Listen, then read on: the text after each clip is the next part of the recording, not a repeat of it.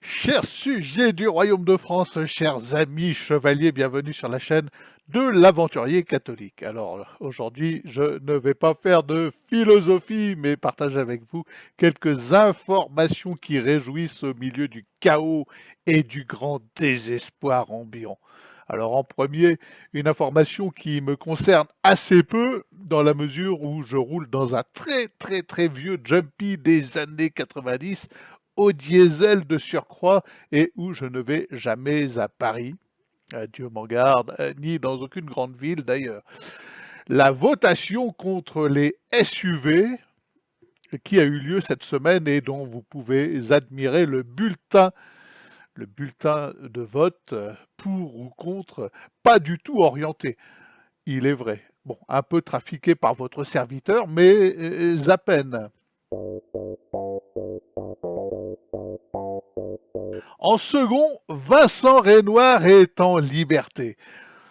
Ce dangereux criminel qui n'est pas d'accord avec la vérité vraie, qui ose l'écrire dans des livres et le dire en vidéo, qui vient de passer 9 mois dans les geôles écossaises.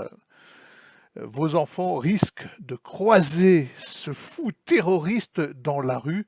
Que fait Darmanin pour contrer cette nouvelle Shoah? Et en plus, Renoir ose narguer le système en se produisant sur Odyssée aux côtés de Jérôme Bourbon, renommé Jérôme Bourdon par un stagiaire du Parisien aux dents longues.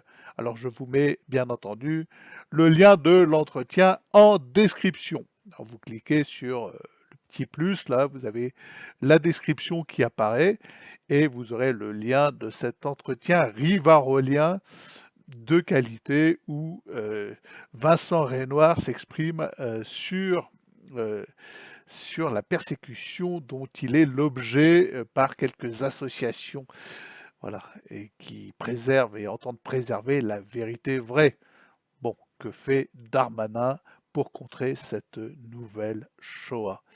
Enfin, dans la continuité de ce scandale d'injustice, l'information qui nous est donnée par ce fameux stagiaire du Parisien, ayant renommé notre ami Jérôme Bourdon, voilà, et qui risque, information, de plonger l'humanité dans une guerre mondiale. Bah oui, vous allez comprendre en regardant cette petite séquence.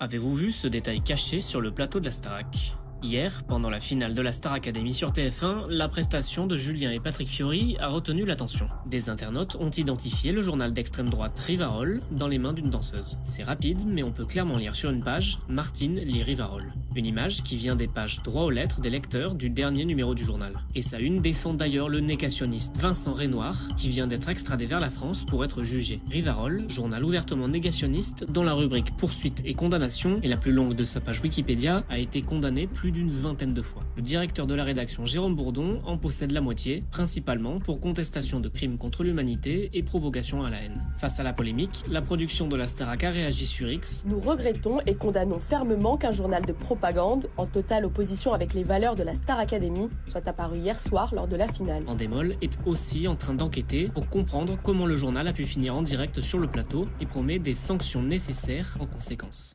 Alors, bon, évidemment, félicitations à ce troll magnifique, et s'il est dûment sanctionné, hein, comme il se doit, pour avoir osé commettre ce crime de lèse-vérité, et s'il se retrouve à la rue, il aura toujours une chambre et une assiette dans mon humble logis. Les amis, abonnez-vous et à demain peut-être.